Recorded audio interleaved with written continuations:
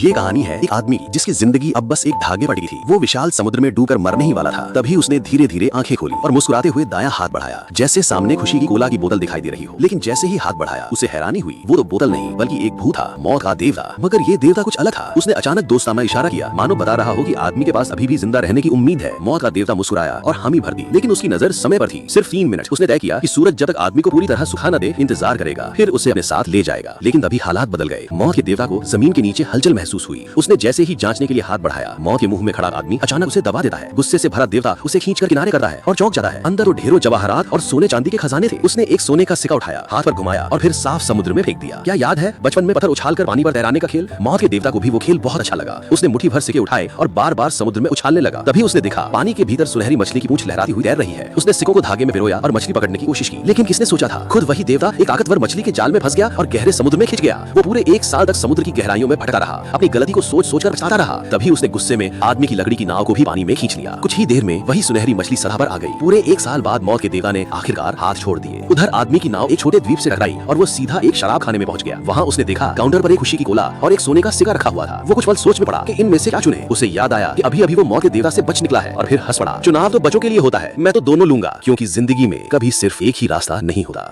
इधर मौत का देवता समुद्र की गहराई में दब गया, सोने से भरे खजाने के बक्से के नीचे, और वहीं उसकी अजीबोगरीब यात्रा हमेशा के लिए खत्म हो गई।